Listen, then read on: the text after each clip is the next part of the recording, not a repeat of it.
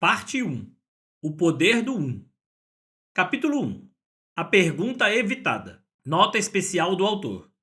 Querido ouvinte, se você ainda não o fez, eu recomendo fortemente que ouça a introdução. Irá ajudar a estabelecer a mensagem. Aproveite a jornada. Kryptonita? Isso é um livro sobre o super-homem? Não, mas há paralelos impressionantes entre a história dele e a nossa vida de fé. Vamos considerar as similaridades. O super-homem não é deste mundo. Um filho de Deus não é deste mundo. Ele tem poderes sobrenaturais que os seres humanos normais não possuem. Nós somos sobrenaturalmente empoderados de formas que as pessoas deste mundo não são. Ele luta contra o mal. Nós lutamos contra o mal. Ele protege e liberta os oprimidos pelos vilões. Nós protegemos os fracos e libertamos os cativos. A força dele vem da luz do sol. A nossa força vem da estrela da manhã, Jesus. Há apenas uma coisa que pode parar o super-homem: a kryptonita.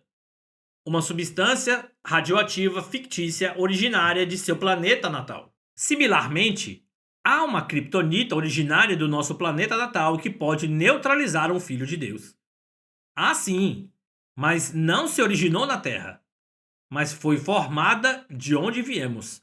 A kryptonita não apenas neutraliza as habilidades de outro mundo que o super-homem possuía, mas também o tornava mais fraco do que um mero ser humano. A nossa kryptonita faz o mesmo.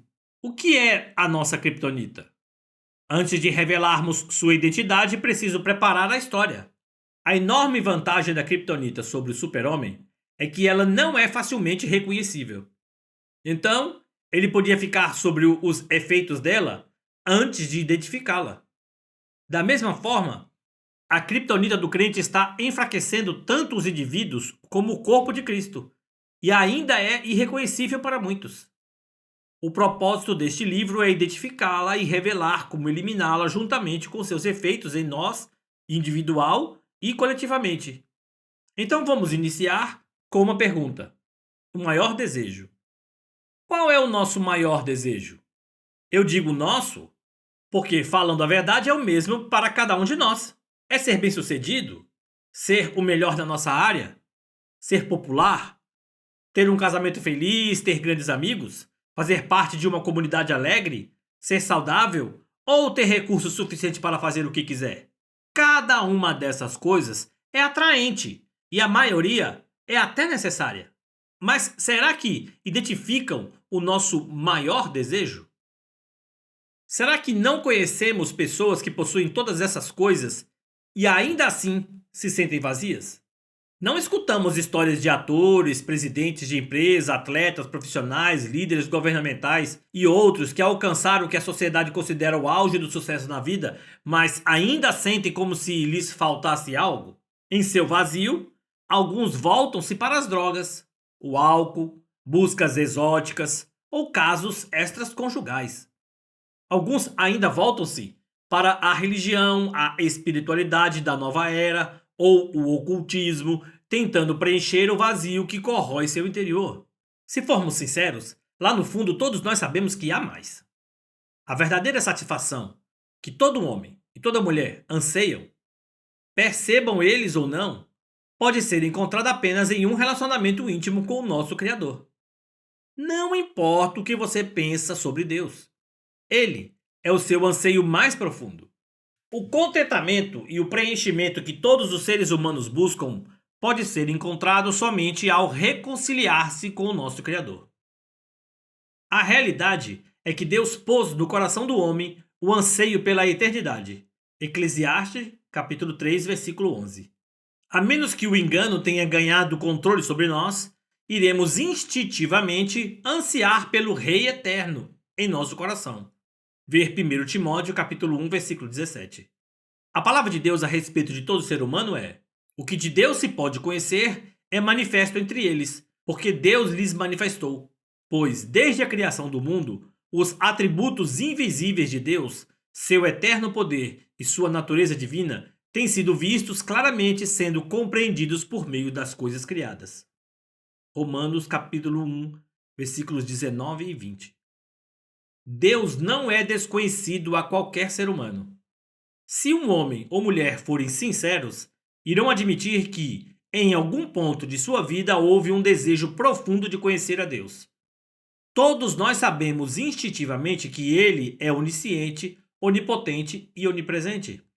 Todos que têm um relacionamento com Ele conhecem que a presença, o poder, o esplendor e a majestade dele são imensuráveis e incomparáveis.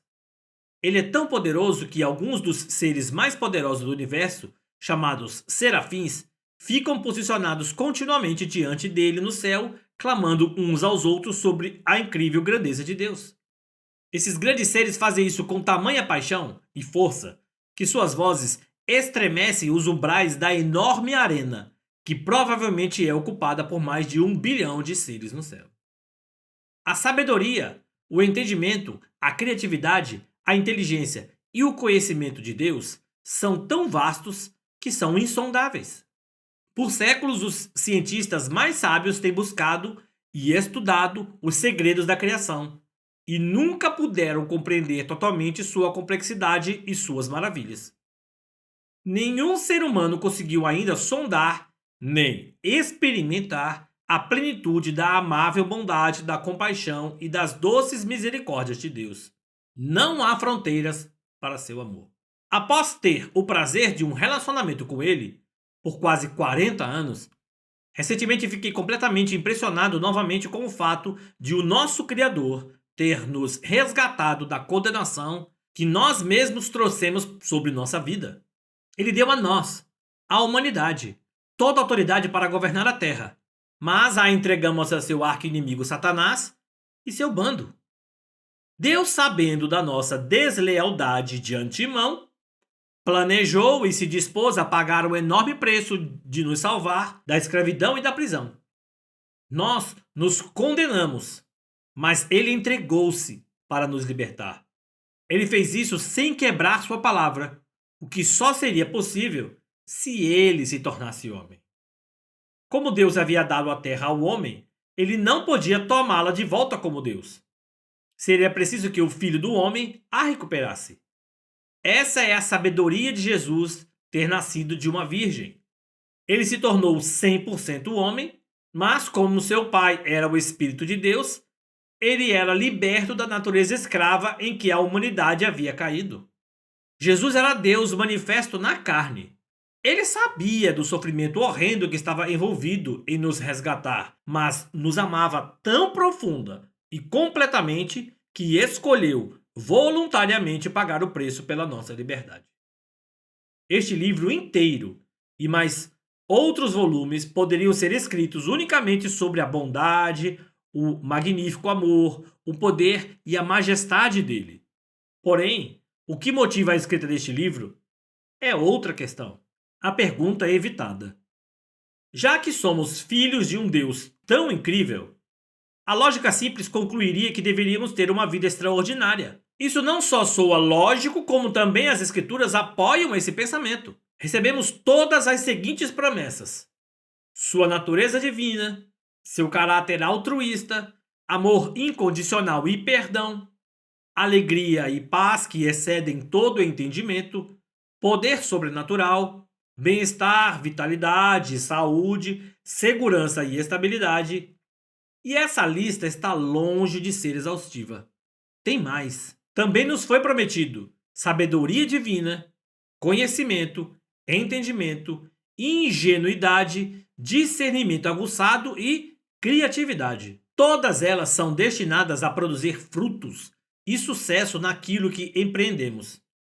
Em resumo, os atributos encontrados no céu nos foram prometidos. Lembre-se, Jesus declara enfaticamente que seu reino está entre nós. Portanto, sua vontade deveria ser feita na terra assim como é feita no céu. No entanto, essas qualidades não parecem estar sendo manifestadas em um nível macro, nem individual. Se formos sinceros na nossa avaliação, será que vemos uma diferença significativa entre o povo de Deus e as pessoas do mundo? Os seguidores de Jesus se destacam? Brilhamos como luz em meio a uma geração obscura? Considere o nosso índice de divórcio. Há uma diferença marcada entre a igreja e a sociedade? Sofremos de inveja, ciúmes, fofoca, contenda e divisões que resultam em relacionamentos falidos. Vemos caráter, integridade e moralidade que são dramaticamente diferentes da corrupção da nossa nação. Há uma distinção entre crentes e pagãos na nossa saúde e no nosso bem-estar. Temos abundância de recursos? Conseguimos suprir as necessidades dos outros e proclamar o evangelho a todas as pessoas globalmente?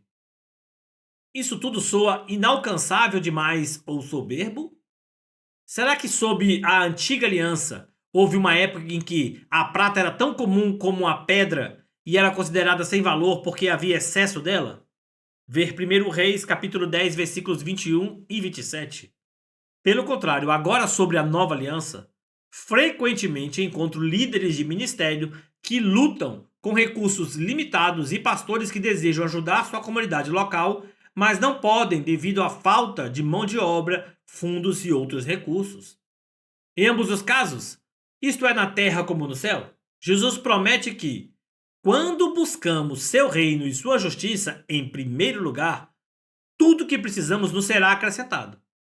Jesus nunca foi impedido de fazer o que precisava fazer por falta de recursos. Infelizmente, há ensinamentos externos na igreja sobre riqueza e prosperidade. Esses ensinamentos desequilibrados têm feito as pessoas acreditarem que a abundância é algo ruim. Porém, o que iremos dar se não tivermos nada? Quando permitimos que a busca pelo reino de Deus nos domine, ele nos confia as posses necessárias para avançar sua vontade na terra. Deus não é um líder mau. Ele não pede que seus seguidores cumpram sua vontade sem lhes dar as ferramentas necessárias. E, mais importante ainda, Deus é um bom pai. Ele quer abençoar seus filhos, mas não quer que as pessoas tomem posse de nós. Não é o dinheiro, mas o amor ao dinheiro que é a raiz de todos os males.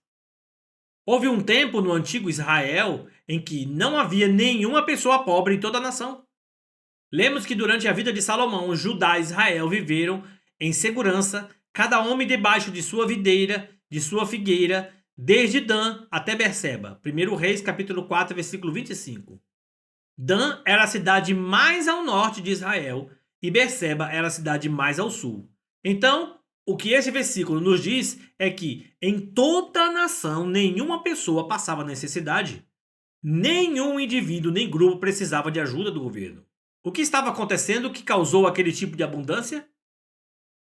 Na realidade, essa não foi uma ocorrência isolada. Se examinarmos o povo de Deus no Antigo Testamento, muitas gerações floresceram de forma espantosa, fortes social, militar e economicamente. Possuíam abundância de recursos, alimento e riqueza. Quando sofriam ataques militares, não eram derrotados, mas, pelo contrário, saíam por cima. Outras nações ficavam maravilhadas com a qualidade de vida da qual desfrutavam.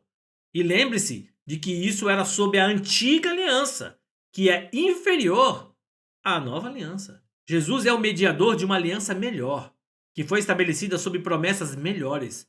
Ver Hebreus capítulo 8, versículo 6.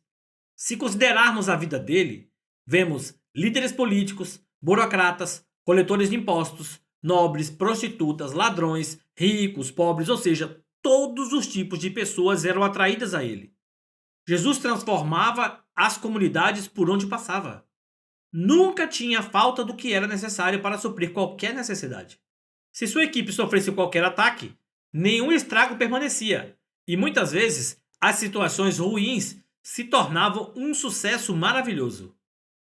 Os melhores da igreja primitiva eram conhecidos como homens que têm causado alvoroço em todo o mundo.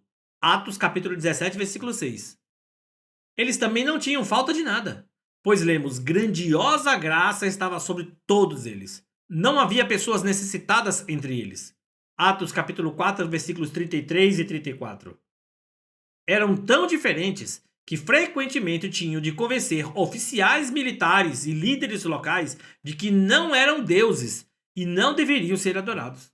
Cidadãos deste mundo os viam como os super-homens e super-mulheres daquela geração. Eles eliminavam doenças e enfermidades daqueles que sofriam, brilhavam como uma forte luz em meio a uma geração perdida na escuridão. Insisto em perguntar mais uma vez: será que o nosso estilo de vida difere significativamente do estilo de vida da nossa sociedade? A nossa vida brilha tão forte que somos vistos como o distinto povo de Deus?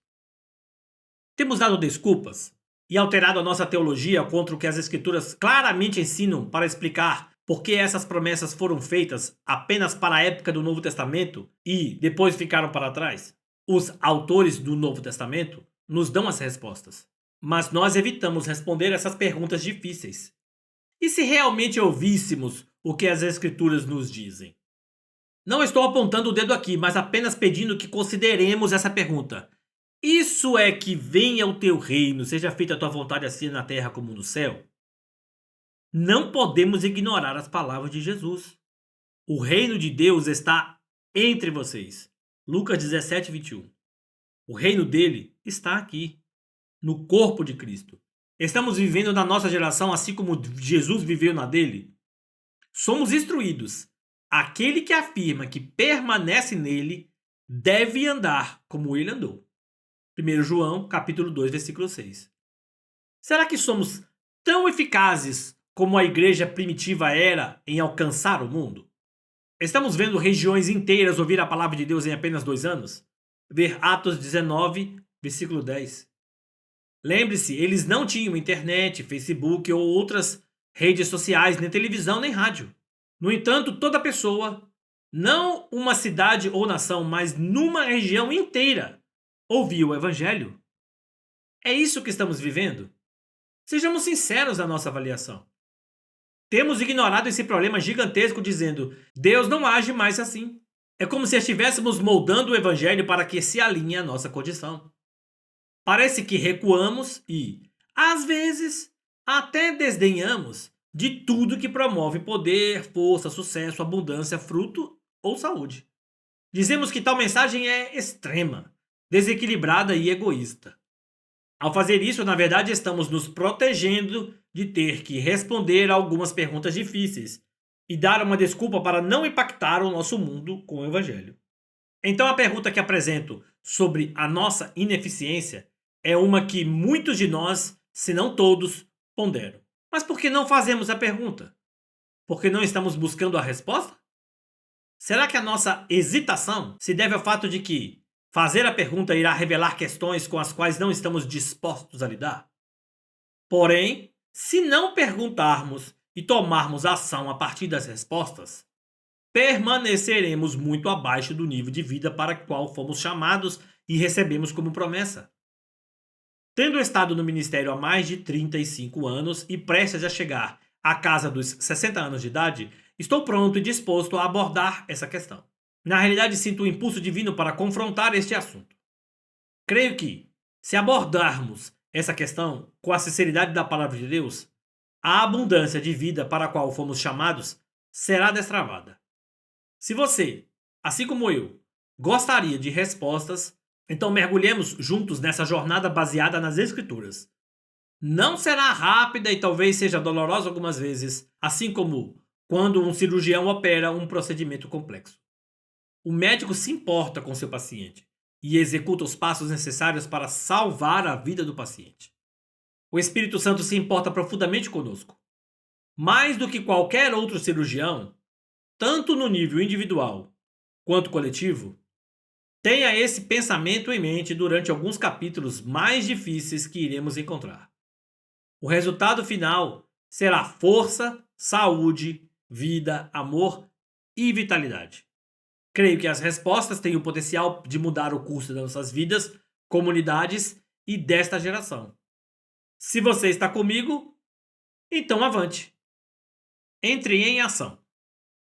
Deus nos alerta em Tiago, capítulo 1, versículo 22. Sejam praticantes da palavra e não apenas ouvintes, enganando-se a si mesmos. Assim nos diz que, se ouvirmos uma palavra de Deus, através das Escrituras, do Espírito Santo ou da pregação confiável de alguém, mas falharmos em agir de acordo com ela, na verdade estaremos enganando a nós mesmos. A prova de que acreditamos em algo não é quando concordamos com o que alguém nos ensina. É quando agimos de acordo com aquilo que nos foi ensinado. É por isso que essas atividades, ao final de cada capítulo, são tão importantes. Cada uma delas é um estímulo útil para que você entre em ação de forma imediata e focada nas verdades reveladas do capítulo que terá acabado de ler. As atividades são breves e não levarão muito tempo para serem completadas. Se você separar tempo para fazer cada uma, aprenderá muito mais com este livro e experimentará uma transformação mais profunda na sua vida. Fazer a pergunta, tão evitada, pode ser como ir ao dentista fazer uma obturação, mas temos que encontrar coragem para encará-la a fim de receber os benefícios a longo prazo. Como sua vida se destaca no mundo? As pessoas diriam que você vive como Jesus? Não fuja dessa pergunta. Reflita nela. Como sua vida seria diferente se você vivesse como Jesus? Que hábitos você quebraria? Como mudaria a forma como você interage com as pessoas que estão regularmente ao seu redor? O que seria diferente no modo como você vive com sua família? Separe um tempo e escreva os seus pensamentos a respeito dessas perguntas. Use as palavras como seu guia. Isso lhe dará um alvo no qual mirar. Uma vez que tenha escrito as respostas, ore a respeito delas. Convide o Espírito Santo para realçar algo das suas respostas que ele está fazendo na sua vida agora. Peça que ele avive esse algo em você de forma que lhe dê poder para mudar.